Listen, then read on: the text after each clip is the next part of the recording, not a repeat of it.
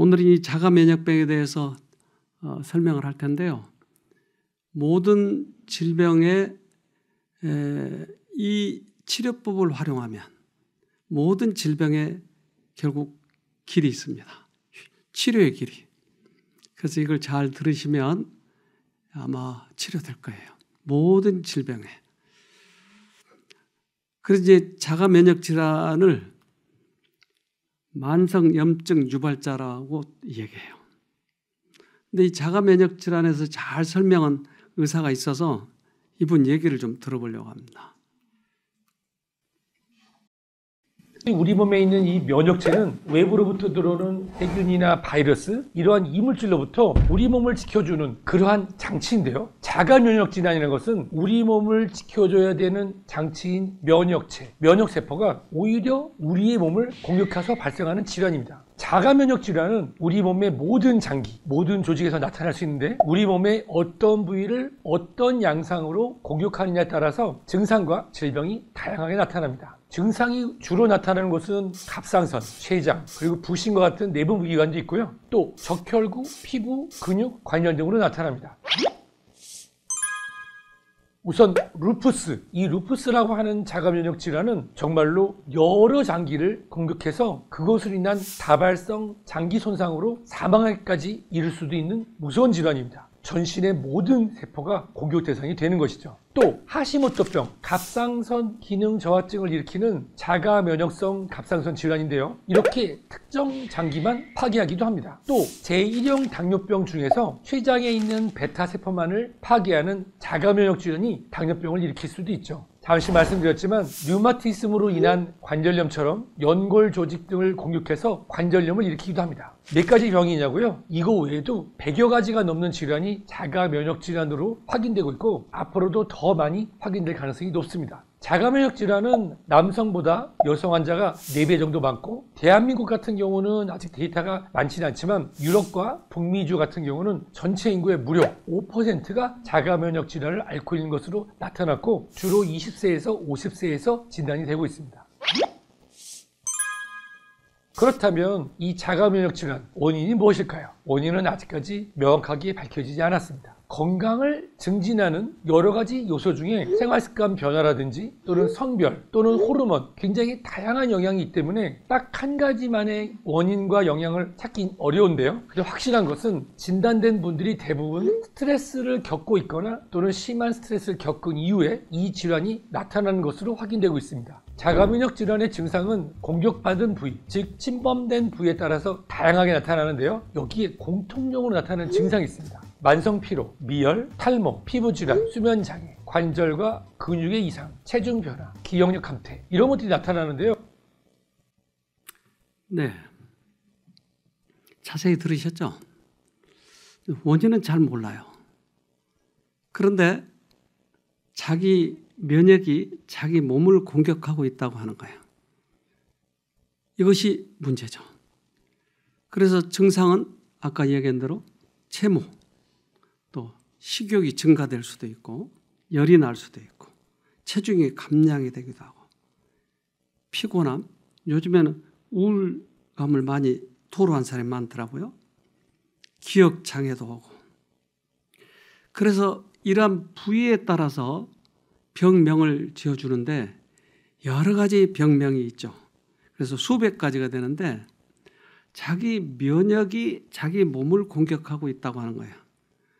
그래서 간을 공격하면 간염이 되고 관절을 공격하면 관절염이 되고 피부를 공격하면 아토피가 되고 그래서 여러 부위를 공격하고 있다고 하는 거예요.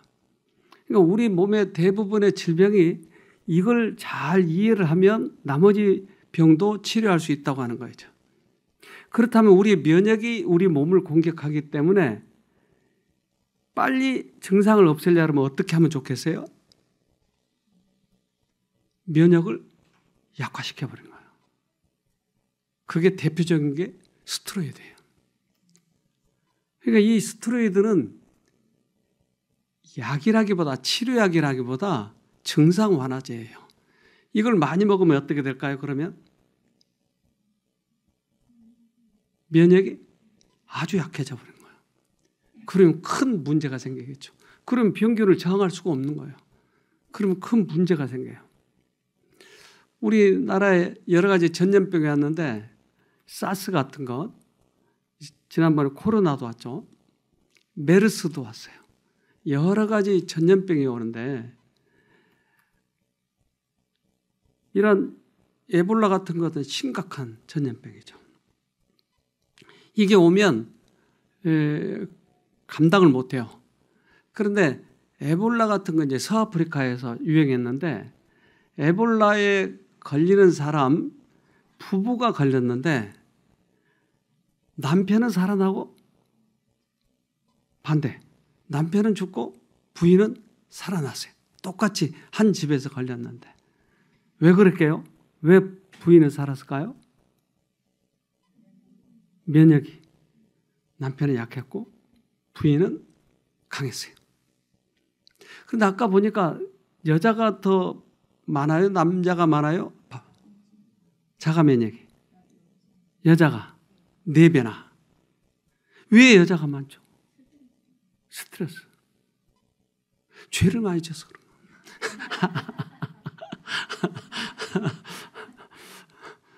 거예요. 여자분들이 많으신데 어떻게 생각하세요?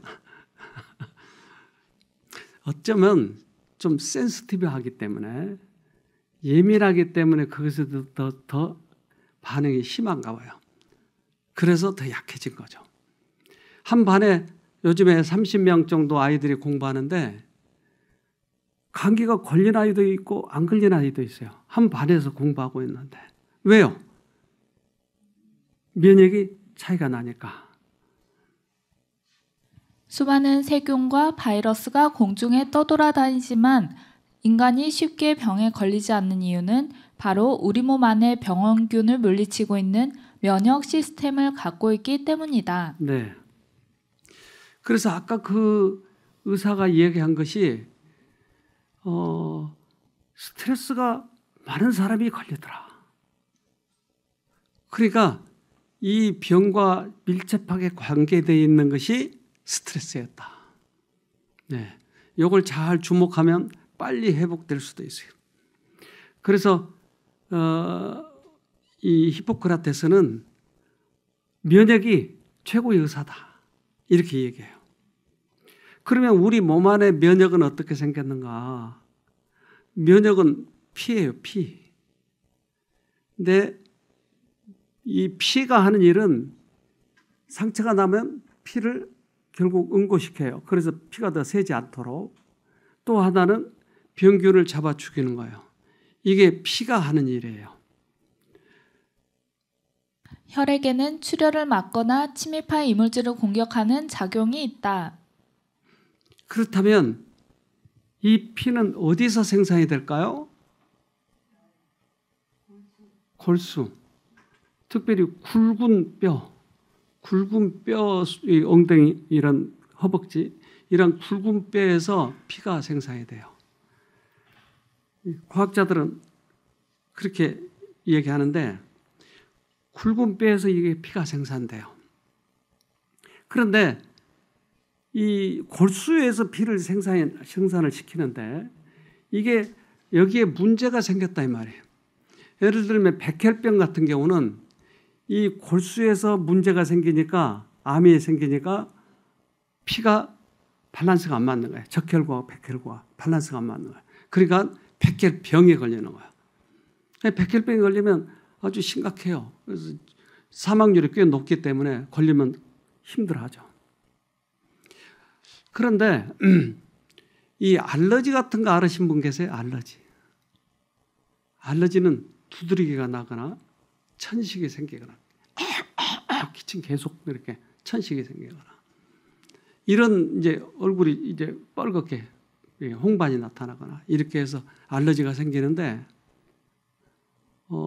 알러지가 생긴 이유는 면역이 약하니까 면역이 아주 예민해지는 거예요. 그래서 병균 비슷한 것만 보면 와서 확 공격을 하는 거예요. 원래 튼튼하면 절대 공격을 하지 않죠. 우리 몸은 공격하지 않죠. 그런데 좀 약하니까 약하니까 조금만 이상해 보여서도 가서 공격해버려요. 우리 집에 이제 어느 날 우리가 저 위에 쉼터를 막 시작할 때였는데 우리 마당에다 누가 개 2마리를 묶어놓고 가버렸어요. 맨날 며칠을 기다려도 안 나타나, 주인이. 그래서 저 개를 이제 저 위에 쉼터에다 갖다 놨는데 한 쌍이야, 암수. 근데 얘들이 암컷은 엄청 싸나워요. 그래서 사람이 개만 보면 막 개를 가서 잡아 죽이려고 해요. 근데 수컷은 아주 약해가지고 멀리서 개만 와도 멍멍 짖어요. 이게 원래 암컷이 싸나운가 봐요. 사람도 그렇고 좀 싸나. 맞죠? 그래서 싸나우니까 절대 개한테, 다른 개한테 짖지 않아요. 가까이 와도 짖지 않고 가서 확 물어버려요. 암컷은. 근데 수컷은 약하니까 나 있으니까 오지 마, 오지 마. 왕 멀리서부터 짖는 거예요, 얘들이. 약하니까. 우리 면역이 약하면 미리 반응을 나타내요. 그래서 병균 비슷한 것만 봐도 두드러기가 확 나버려요. 그러니까 면역이 약하다고 하는 것을 나타내는 게 알러지예요. 알러지는 면역이 약할 때 나타나는 증상이에요. 네. 생체 방위 시스템의 폭주가 알레르기를 일으킨다. 그래서 그 시스템에 폭주가 일어나는 것을 알러지다라고 얘기하는 거죠. 그런데 이 피는 뼈 속에서 생산된다고 그랬잖아요. 그래서 그 뼈 속에 골수 속에서 생산이 되는 거야. 우리 쉼터에 제일 많이 온 사람들이 자가 면역 질환이에요. 제일 많아요. 그래서 자가 면역 질환 중에 여러 가지 병이 있는데 그것이 제일 많았어요. 그래서 저는 과학자들의 발표 논문 또 의사들의 논문 여러 가지를 봤는데 답이 없어요. 왜요? 원인을 모르니까. 원인을 알아야 그 병을 치료하죠. 원인을 모르는 거예요. 그런데 제가 이 부분에 대해서 이제 조금씩 터득한 게 결국 마음에서 온 병이라고 하는 걸 알게 됐어요. 그 마음은 어떻게 생겼냐면 하나님께서는 원래 우리에게 기쁘고 즐겁게 살도록 마음을 만들어 놨어요. 그런데 우리는 죄라고 하는 게 들어와가지고 욕망이 생기니까 이 욕망을 채우려고 하는 거예요. 예를 들면 우리는 10평짜리 아파트를 살면 너무 좁아. 그러니까 20평을 가고 싶어 하는 거예요. 20평을 가면 또 만족한가요? 또 30평을 가고 싶어 하는 거예요. 그런데 이것이 좌절되면 스트레스가 오는 거예요. 불만족. 그러면 이것을 결국 우리들은 만족을 얻으려면 20평, 30평을 사야 되겠죠? 그러면 끝나겠죠? 이제 불만족이 없겠죠? 아니요. 계속 불만족이에요. 인간이라고 하는 욕심이 50평짜리 사고 싶어 하고.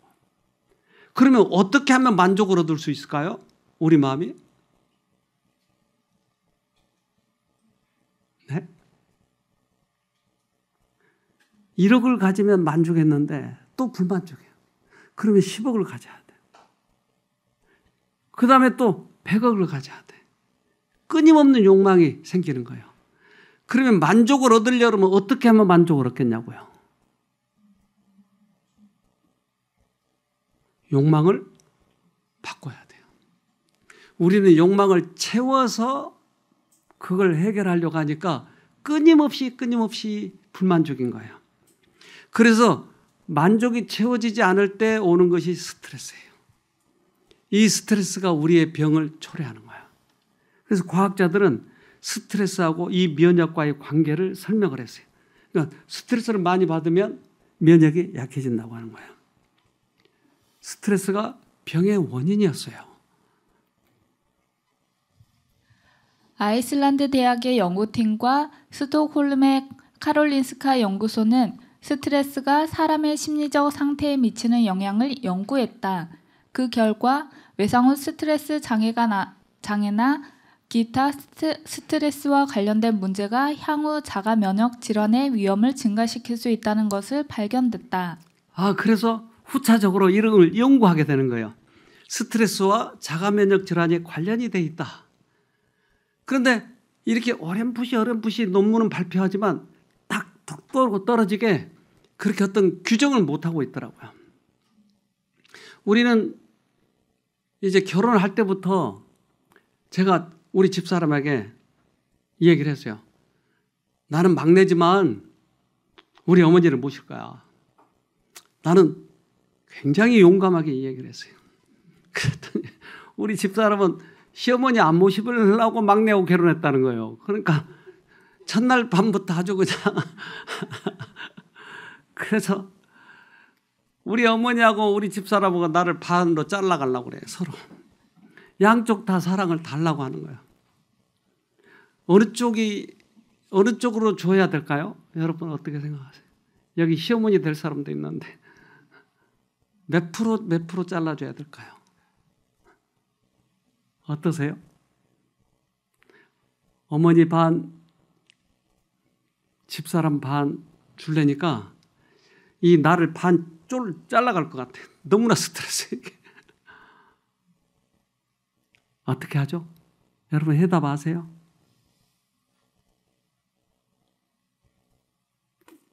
모르면 잘라야 되는데. 저는 이것을 정말 오랫동안 고민해 왔어요. 옛날 저는 봉건주의 사회에서 교육을 받았기 때문에 부모를 공경하고 정말 부모를 위해서 살고 싶었어요. 그래서 막내지만 우리 어머니를 모신 거예요. 그런데 성경을 보고 깜짝 놀랐어요. 성경에는 내 아내를 어떻게 하라고 그러죠? 내 몸같이 목숨처럼 사랑하라고 그랬어요. 부모는 내 부모를 공경하라. 부모는 공경하는 거예요. 사랑을 둘로 나눠주는 게 아니고 사랑은 부인에게 전폭적으로 주되 부모는 최대한 공경을 하는 거예요. 이게 달랐어요. 그리고 나서 내가 이제 이걸 성경의 말씀대로 그렇게 행동을 해보니까 딱 평정이 되더라고요. 우리 집사람이 사랑이 넘치니까 우리 어머니에게 잘하는 거예요. 근데 사랑이 부족할 때는 맨날 어머니하고 질투하고 싸우고. 그러니까 시어머니하고 그래서 사이가 안 좋은 거예요. 그런데 사랑은 전폭적으로 부인에게 주는 거예요. 그리고 어머니는 최대한 공경을 하는 것이에요. 이게 저절로 평정이 돼버리더라고요. 그래서 성경이 진리인 거예요. 그래서 질투는 여자들이 왜 더 아까 자가 면역 질환이 많으냐? 그것은 질투예요, 질투. 잠언 14장 30절 마음이 편하면 신체도 건강하나 질투심은 뼈를 썩게 만든다. 면역을 만들어내는 뼈가 썩어버리니까 면역이 약해지는 거예요. 그래서 성경에 이것이 해답이 있구나 이것을 알게 됐어요. 그렇게 자가 면역 질환의 원인을 찾으려고 해도 몰랐는데 이게 해답이었어요. 뼈가 썩어버려. 그러니까 면역이 약해지는 것이죠. 질투하지 마세요. 질투는 뼈를 썩게 만드는 것이에요. 사람들이 고통당하고 있는 질병의 대부분은 정신적 우울에서 온다. 슬픔, 걱정, 불만, 후회, 죄책감, 불신 이 모든 것은 생명력을 저하시키고 쇠약과 죽음을 초래한다. 질병의 대부분 정신적 우울에서 온다. 이건 스트레스예요. 그래서 이 정신적인 문제를 해결하면 면역 질환이 해결되더라 하는 거죠. 우리 조상 할머니 최고로 이쁜 할머니가 있었는데 세계에서 아마 가장 이쁠 거예요. 누군지 아세요? 잘 모르세요? 이름도 모르세요? 하와 할머니가 선악과를 먹었어요. 그래서 죄를 짓게 됐어요. 그런데 죄를 지었기 때문에 하나님께서 우리를 치시죠? 죄값을 우리가 받아야죠? 아닌가요? 죄를 지었으니까 죄값을 받아야 되잖아요. 안 받을래요? 좀 뻔뻔하잖아요. 그런데 그 죄값을 예수가 받아버린 거예요. 그럼 우리가 받을 게 있어요? 없어요. 근데 용감하게 이런 말을 못하는 것 같아요. 좀 죄값을 안 받는 방법이 있다고요? 죄값을 우리가 받을 필요가 없는 거예요. 예수님이 갚았기 때문에. 그런데 예수님을 믿으면 그 효과가 우리에게 나타나는데 예수님을 믿지 않으면 그게 다이렉트로 와버려요. 그래서 죄값인 양 사단이 우리를 공격한 거예요. 근데 세상의 도덕은 그렇게 얘기해요. 저도 처음 교회 왔을 때 설교를 듣는데 아니 우리의 죄값을 다 예수가 받았다고 하는 게 이게 이해가 되지 않아요. 이해가. 우리 부모한테 교육을 받을 때는 네가 이놈아 잘못했으면 네가 매 맞아야 돼. 이놈아 네가 감옥에 들어가야 돼. 그렇게 분명히 배웠는데 이건 내가 죄를 졌는데 내가 죄값을 안 받는다 그러면 이건 도덕도 아니고 이거 뭐야? 이게 뭐야 도대체? 이해가 안 되는 것이에요. 그런데 우리 아들이 어느 날 이웃집에 가서 도자기를 깬 거예요. 비싼 거를. 근데 그 아주머니가 너무 말대말해서 우리 아들을 잡아 죽이려고 하는 거예요. 그래서 내가 잠깐 내가 다 물겠소. 나도 모르는 사이에 그 행동이 나오더라니까요. 저 도자기가 얼마짜린가 계산해보자. 저거 내가 물어줘야 되나 말아주면 이런 거 생각 안 했다고요. 그냥 무조건 내가 갚겠소. 왜요? 우리 자식이 깼는데 왜 내가 갚아요? 그냥 이유가 하나밖에 없어요. 내 자식이니까. 우린 누구 자식이에요? 그러면 누가 갚아요? 하나님이 갚아요. 너무나 당연한 것이었어요. 너무나 당연한 건데 사회적인 도덕과 윤리를 따지니까 내가 죄를 지었는데 왜 예수가 갚아? 이해가 안 되는 거예요.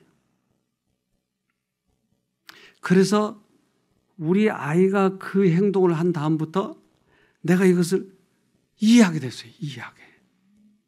우리 집 앞에 누가 차를 댔어요. 그러니까 우리 아이들이 5살, 6살 때 같아요.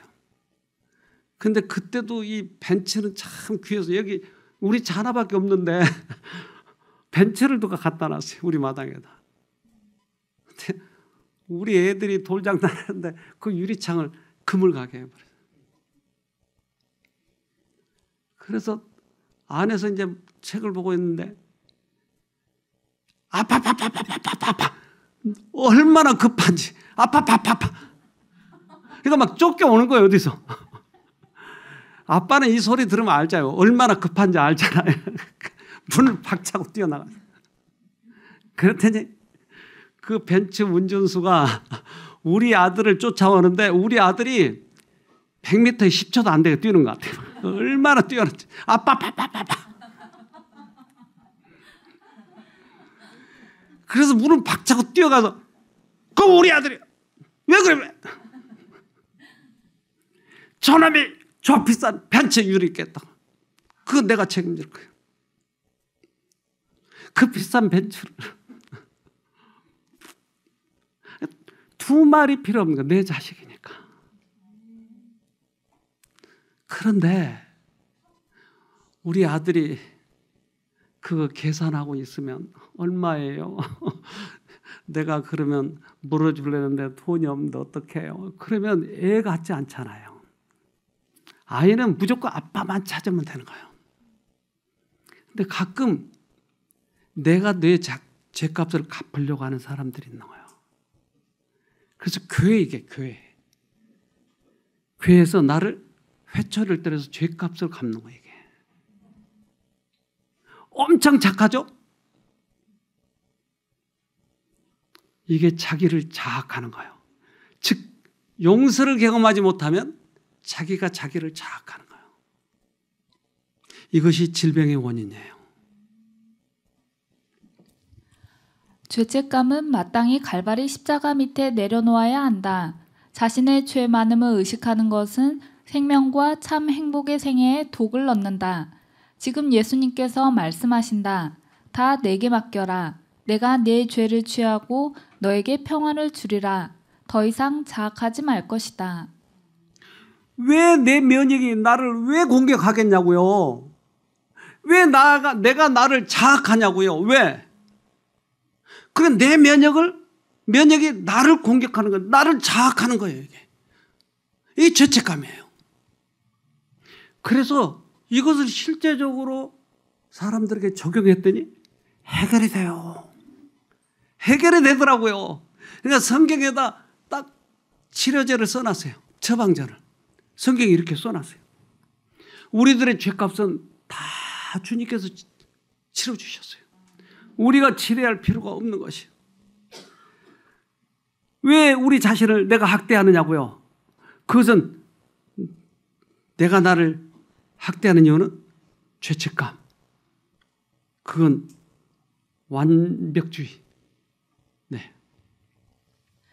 그들은 자신을 선량하다고 생각하려 하기 때문에 나쁜 일, 즉 죄책감을 불러일으키는 일은 하지 않으며 하고 싶지도 않다고 생각한다. 죄의식이 강하고 자기 비하에 빠져 있으므로 정상적이고 고상한 행위의 틀에서 벗어나는 자신의 욕망을 고백하기란 매우 어렵다. 그래서 완벽하다고 생각한 사람, 선량하다고 생각한 사람은 이것을 감춰버리려고 해요. 외식주의자, 율법주의자. 한 아주머니가 오셨는데 이분은 얼마나 관절염이 심하든지 아주 살살 걷는 거야. 조금만 세게 그러면 아프니까. 온 몸이 관절염이니까. 손가락 뭐 다 관절염이에요. 그래서 제가 그 사람하고 이제 방에 가서 상담을 하고 나오느라고 문을 꽝 닫았더니 꽝 닫았다고 얼마나 성질 내든지. 이게 흔들리는 게 꽝 닫으니까 공기가. 그래서 온 몸이 관절해요. 왜 이렇게 심할 때까지 안 오셨나. 그래서 이제 교우들이 오고 자기 남편이 오고 그랬더라고요. 근데 이 사람이 하는 말이 우리 부인은 천사예요. 교인들도 저 집사님은 천사예요, 천사. 그래서 자세히 봤어요. 어디 날개가 있나. 천사는 어떤 사람을 천사라고 그래요? 착한 사람. 근데 날개도 없는데 천사 역할을 하려고 하면 어떨까요? 엄청 스트레스예요. 여러분이 그걸 몰라서 그래요. 그러니까 상대방의 비유를 거드리지 않고 상대방에게 잘하려고 하는데 나는 의롭지 못하고 선량하지 못한 거예요. 예수님과 관계가 없는 거예요. 그러면 내 혼자 하려면 이것같이 스트레스가 되는 게 없어요. 이게 원인이에요. 원인. 그런데 이것을 알리고 싶은데 당신 천사 아니요. 날개 없어. 이렇게 얘기할 수가 있어요? 그걸 할 수가 없어요. 정말 그거 하나님이 아니면 깨우칠 수가 없어요. 자기가 의롭다고 이렇게 하는 행동이 너무나 스트레스 되는데 그걸 좀 알리고 싶은데 이 사람에게 알릴 수 있는 방법이 없는 거예요. 당신 천사 아니요. 그러면 난리 버거지 나는 거죠.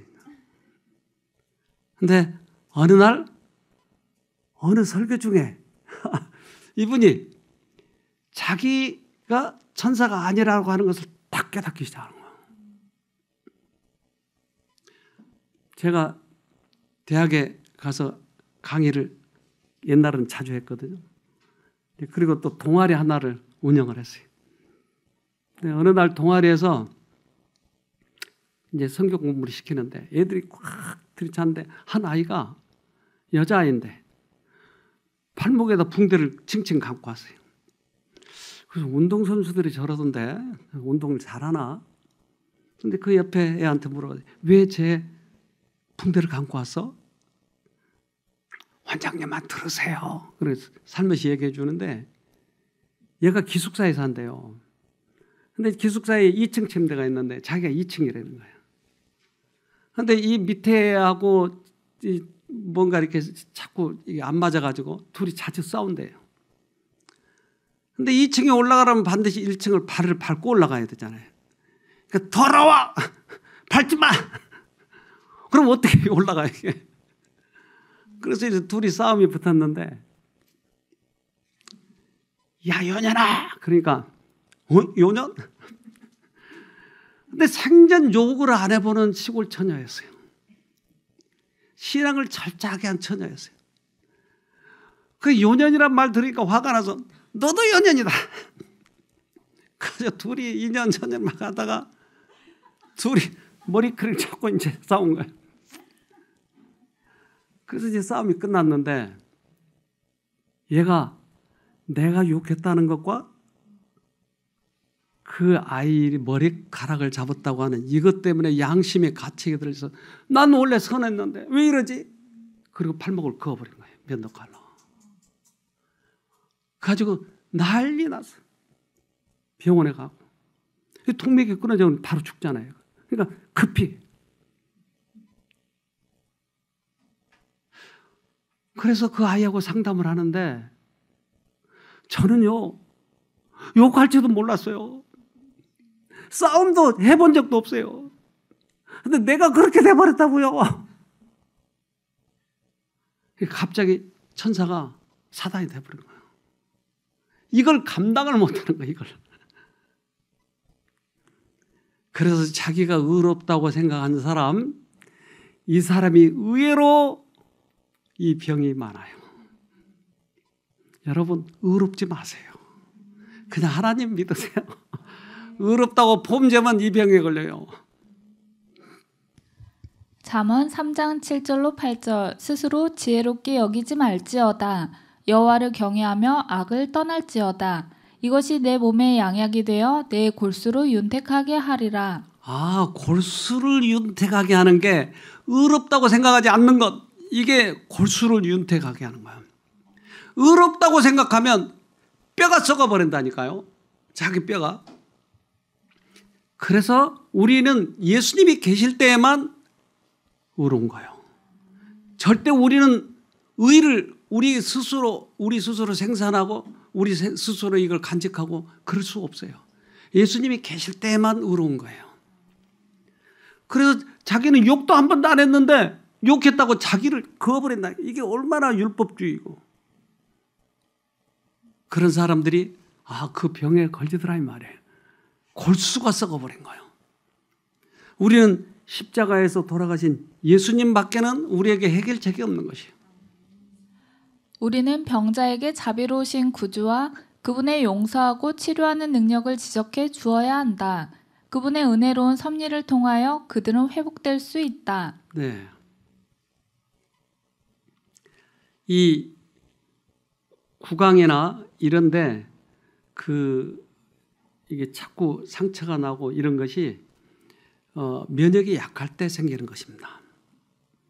이건 베체트병인데요. 베체트병은 몸 전체에 염증이 생기는 염증성 질환이다. 흔히 피곤할 때 생기는 구내염이 가장 큰 증상으로 나타나게 된다.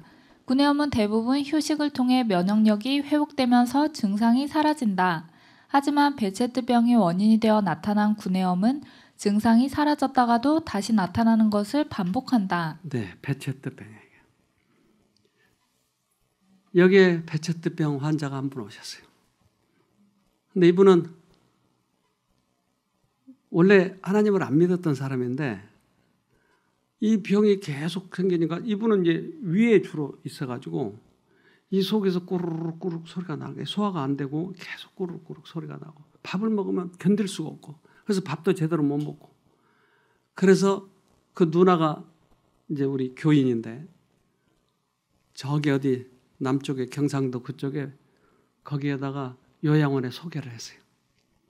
그래서 이분이 이제 그걸 낳고자 갔더니 거기 가니까 바로 금식을 하라는 거예요. 그렇지 않아도 맨날 굶었는데 또 금식을 하는 거예요. 그래서 왜 금식해야 돼요? 당신은 회개해야 된다고. 회개하려면 금식해야 된다고. 이 사람이 예수도 모르는데 뭘 회개해야 될지도 모르고 그렇게 해도 낫는다고 그러니까 그럼 회개해보자. 그래서 아무리 눈물을 흘리려고 그래도 눈물도 안 나오고 그래서 나를 회개해 주세요. 내 죄가 뭐더라. 하루 종일 죄를 찾는 거예요. 회개하려고. 그런데 며칠 만에 너무나 배가 고파서 나 돌아갈래. 이거 누나가 너 회개해야 살아. 회개해야 살아. 너무나 배가 고파서 못 견뎌서 그냥 나와버렸어요. 또 이제 막 아픈데 누나가 또 내가 어느 교회 이제 전도회를 갔는데 거기 계시더라고요. 그 누나가. 우리 동생 좀 거기 보내야 되겠어요. 그러세요. 동생이 왔는데 여기 와서 보니까 또 여기도 예수를 믿는데요. 그럼 더 금식해야 되나? 겁이 나가지고. 그래서 그분하고 이제 이 얘기를 하는 중에 뭐 금식해야 되나? 아니요. 그냥 계세요. 그냥. 그런데 여기에서 강의를 쭉 듣더니 오늘 같은 강의를 들은 거예요. 이분이. 예수님 우리 죄값으로 돌아가셨고 우리 스스로는 의로울 수도 없고 회개할 수도 없고 예수님이 도와주셔야 됩니다. 그때 귀가 반짝 뜨인가 봐요. 이 사람이 땅만 쳐다보고 있다 갑자기 이렇게 쳐다보면서 너무나 궁금하나 봐요. 근데 다 끝나고 나서 쫓아와서 그거 아까 진짜 성경에 나와요? 네. 우리 죄 때문에 돌아가셨죠. 아니 그런데 왜 거기서는 왜 이렇게 회개하라고 그러죠? 회개는 예수님이 시켜줘야 합니다. 그랬더니 자기 부인을 오라고 그러더라고요. 당신도 들어야 돼. 그러니까 둘이 앉아서 이제 듣게 됐어요. 이분이 일주일이 되기 하루 전인가, 그러니까 6일째인가, 이분이 그 베체트병이 나와버린 거예요. 예수님의 용서를 경험한 거예요. 이제까지는 우리가 회개를 해서 금식해야 낫는다고 착각을 했는데 아니요. 예수님은 우리가 회개하기 전에 벌써 용서하셨어요. 그런데 그 용서를 받아들이면 회개가 되는 것이에요. 다시 한번 예수님은 우리의 죄값으로 돌아가셨어요. 그런데 그 용서를 내가 깨닫고 받아들일 때 회개가 되는 것이에요. 그러면 그 회개를 통해서 용서가 내 것으로 되는 것이에요. 우리는 우리 힘으로 회개할 수 없어요. 근데 회개를 해서 구원을 얻으려고 하니까 사람들이 많이 실패해요. 예수님은 회개하기 전에 벌써 돌아가셨어요. 수천 년 전에 돌아가셨어요. 그것을 내가 받아들이게 되면 그것을 감동을 받으면 회개가 된다고요. 이 사람이 그것을 경험한 거예요. 그래서 간증을 하더라고요. 나와서 내가 이제까지 그렇게 해서 예수를 만나려고 했다고. 그래서 자기 부인을 데리고 와서 같이 듣는 거예요. 이분이 어떻게 해서 나왔어요? 복음을 받아들이니까. 잠언 15장 30절 마음의 기쁨은 눈을 통해 빛나고 좋은 소식은 뼈를 건강하게 만들어준다. 제일 좋은 소식은 뭐죠? 결혼하는 거? 고시 합격한 거? 뭐가 제일 기쁜 소식이죠? 우리는 죄를 지었으니까 사형수예요. 죽어야 돼요. 그런데 내가 죽어야 되는데 누가 대신 죽은 거예요. 이것만큼 좋은 소식이 있어요? 그래서 이것을 굿 뉴스라고 그러죠. 복음이에요. 복음. 이것을 받아들이면 어떻게 된다고요? 뼈를 건강하게 만들어준대요. 그래서 이분이 회복이 된 거예요. 다른 방법이 없잖아요. 지금 자가면역 걸리면 약이 없잖아요. 증상 완화를 위해서 스테로이드를 주는 수밖에 다른 게 뭐가 있냐고요. 없어요. 그런데 성경에는 처방전이 나왔어요. 복음을 받아들이면 뼈가 건강해진다는 거예요. 신문사에서 취재하러 왔는데 이 오른쪽에 계신 분이 기자예요. 그래서 저에게 취재를 하는데 아니 여기에 20년 동안 안진뱅이가 일어났다면서요? 그래요. 네, 그런 일이 있었거든요. 20년 동안 못 걷던 사람이 일어난 거예요. 여기 와서. 그래서 남편이 뒤에서 가슴을 안고 딸이 다리를 들고 해가지고 침대에 올려놓고 휠체어 태우고 그랬어요. 그래서 그 사람이 강의 들을 때 요 옆에 저기 그 소파 저기에 누워서 들었어요. 그런데 이 사람이 회복이 돼가지고 이 신문에 이렇게 써놨더라고요. 말씀이 가장 좋은 치료제. 새로남 쉼터 특별 건강 세미나. 이게 신문에 이렇게 나더라고요. 그래서 자세한 내용은 이렇게 써놨어요. 말씀만으로 병을 치료한 사례도 여럿 있다. 박성도는 98년부터 근육의 강직 증상으로 움직이지 못하는 스티프맨 증후군을 알아왔다. 이 병은 당시 박성도를 진료한 의사도 학회에서만 들어봤을 뿐 실제로 보는 건 처음이라고 할 정도로 희귀난치성 질환이다. 박성도는 병이 발생한 98년부터 한 번도 자신의 힘으로 걸어본 적이 없다. 그런데 지난 2월 15일 쉼터에 입소하고 2주가 지난 후부터 조금씩 걷기 시작해 지금은 지팡이를 짚지 않고 걸을 수 있게 됐다. 박성도는 한 걸음 한 걸음이 하나님께 감사할 이유가 된다고 고백했다. 이렇게 기사를 썼더라고요. 98년부터 한 번도 걸어본 적이 없다. 그래서 이분도 자가 면역 질환이에요. 그게 스티프맨 증후군이라고 하는 희귀병인데 이것도 자가 면역 질환이야. 그래서 못 걷는 거예요. 그런데 우리들의 이 마음, 여기에서 질병이 온다. 이걸 설명해주고 왜 오는지에 대해서 자세히 설명을 해줬어요.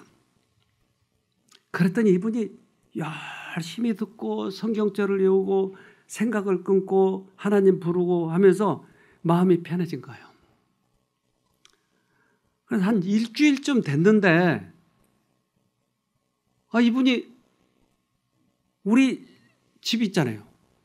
우리 집 앞에를 현관 이 베란다 앞을 그냥 지나가는데 이분이 자기 혼자 걸어가는 거예요. 난 깜짝 놀랐어요. 어떻게 그럴 수가 있어? 이분이 걸어가는 거예요. 첫 번 걸을 때예요. 그래서 제가 사진을 급히 찍었어요. 어떻게 걸을 수 있을까? 저분이 20년 동안 한 번도 걷지 못했는데 어떻게 걸을까? 난 이해가 되지 않았어요. 이분 얘기 좀 들어봅시다. 엄마 좀 한 번만 안아보고 가자고. 그래서 저를 이렇게 꽉 안았어요. 근데 제가 20년 동안 한 번도 이렇게 허그를 못했어요. 허그를 하려고 하면 제가 몸이 쓰러지니까 사람들을 못 오게 하고 저도 못하고 남도 이렇게 저를 못했거든요. 근데 그럼 나도 너 좀 안아보자. 그러고 일어나서 탁 안았는데 탁 안겨지더라고요. 그래서 너무 20년 만에 이런 경험을 하니까 정말 꿈만 같고 우리 딸도 엄마 정말 너무 많이 좋아졌다. 방에서 여기 좀 왔다 갔다 해봐. 그래서 제가 막 이렇게 아무것도 안 잡고 손을 내두르며 걸으니까 엄마 정말 꿈만 같아요. 그러면서 정말 엄마가 언젠가는 그렇게 걸을 줄 알았어. 그러면서 항상 제가 누워서 나는 정말 걸을 수 있을까? 그렇게 할 때마다 우리 딸은 아니야, 엄마는 언젠가는 벌떡 일어나서 걸을 거야. 그렇게 항상 용기를 주고 희망을 주고 그랬었어요.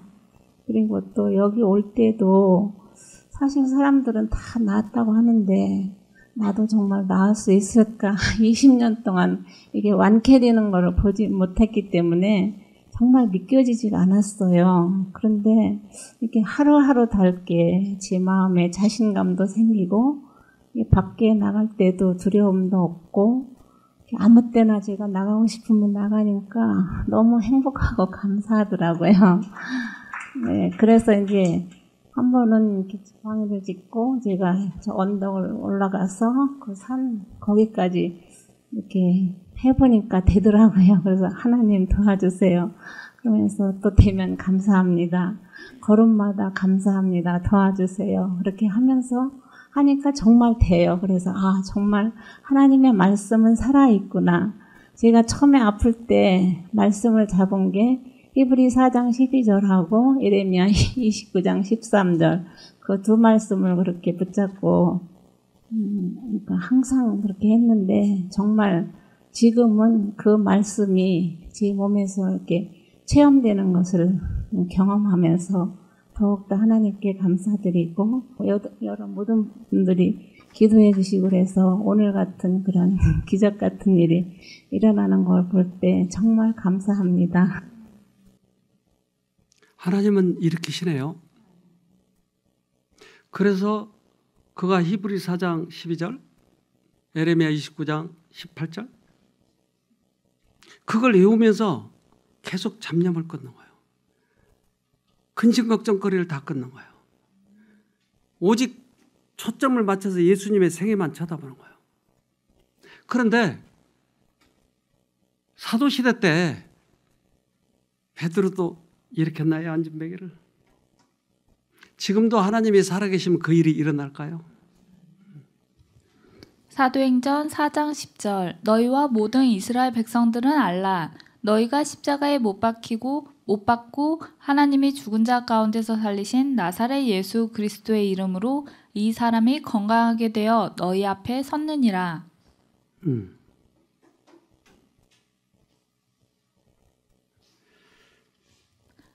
사단은 질병의 창시자이며 의사는 사단의 일과 능력에 대항하여 싸우고 있다.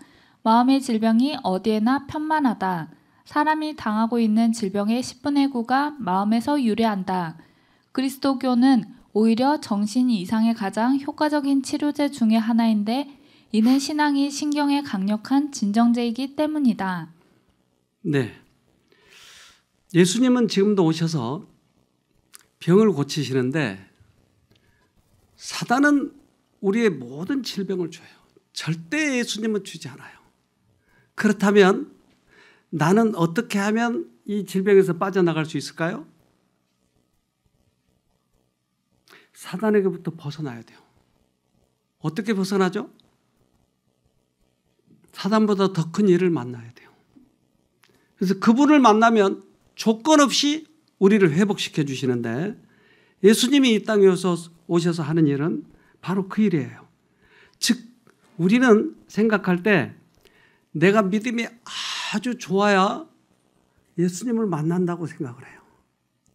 그런데 예수님은 당신이 병을 고칠 수 있는 분이라고만 믿어도 병이 고쳐져요. 다시 한번 얘기 드릴게요. 중요하니까. 우리는 병을 고칠 때 내가 꽤 많은 선한 일을 하고 율법도 잘 지키고 그러한 믿음이 대단한 사람이어야 만난다고 생각해요. 그런데 예수님은 당신이 병을 고칠 수 있는 분이라고만 믿어도 예수님께 오는 거예요. 그 사람을 다 낫게 해줬어요. 마태복음 14장 36절 다만 예수의 옷가에라도 손을 대게 하시기를 간구하니 손을 대는 자는 다 나음을 얻으니라. 왜 낫게 해줬을까요? 왜요? 그분이 우리를 고칠 수 있는 분이라고 믿기만 해도. 그렇죠? 그렇다면 그렇게 왜 고쳐주시죠? 그런 사람을? 병만 고치고 도망가라고? 가서 진땅 또 술 먹으라고? 왜 고쳐주죠? 그런 사람을? 봅시다. 예수께서 행하시던 병 고친 이적을 무슨 목적으로 기록하였는가? 요한은 우리에게 설명한다. 이것은 단순히 예수께서 병을 고치실 수 있다는 것을 보여주실 뿐만 아니라 죄를 정복하신 그의 능력을 알려주기 위해서였다. 이 목적을 위해서 고쳐주신 거예요. 그러니까 병을 고치시니까 아, 이분이 죄도 이길 수 있게 해주시는구나. 이것을 알도록. 그래서 더 큰 목적이 뭐였어요? 병 고친 것만이었어요? 아니요. 죄를 이길 수 있는 것. 그래서 우리는 병을 고치는 그 과정 속에서 죄와 싸워서 이기는 법을 배워야 돼요. 그것이 완전한 방법이에요. 예수님께서 그래 이렇게 얘기합니다. 요한복음 20장 30절로 31절. 요한복음을 기록한 목적, 예수님께서는 제자들이 있는 곳에서 이 책에 기록되지 않는 다른 표적도 많이 행하셨습니다. 그런데도 이 책에 있는 표적들을 기록한 것은 여러분들로 하여금 예수님께서 하나님의 아들 그리스도이심을 믿게 하고 그분의 이름을 믿음으로써 생명을 얻게 하기 위해서입니다. 많은 기적과 표적을 일으키신 이유는 예수님이 하늘의 아들이니까 그분이 죄와 싸워서 이기게 해주신다고 하는 것을 믿도록 하기 위해서. 여러분 그것을 받아들이기 바랍니다. 그러면 우리가 플러스 1 더하기 1은 이렇게 이 덧셈을 배울 거를 우리는 바로 곱셈을 배울 수 있는 거예요. 그걸 알면. 그러면 주님께서 우리를 죄를 이기게 해주시기 위해서 병을 고치실 수 있는 분이라고 한 걸 먼저 보여주는 것처럼 보여주는 이유는 우리는 바로 곱셈을 배워버려야 돼. 바로 하나님이 죄를 이길 수 있는 분이라고 믿어버리면 훨씬 빨리 우리는 회복되고 안전한 거예요. 미리 아는 거예요. 미리. 여러분 죄를 이길 것을 믿습니까? 네, 그렇게 오늘 꼭 승리하기를 바랍니다. 기도합시다. 하늘에 계신 아버지, 우리들에게 주님께서 오셔서 하늘의 귀한 그 복음을 깨닫게 해주시고자 병을 고쳐주신 것 감사드립니다. 막연히 이제까지 회복하려고 했지만 그것이 별 유익하지 않았던 것 같았습니다. 그러나 주님이 우리를 고치신 목적이 따로 있었던 것을 배웠습니다. 꼭 승리하여서 병도 고쳐지지만 구원을 잃지 않는 우리 모두가 되도록 축복해 주시옵기를 예수님 이름으로 기도합니다. 아멘.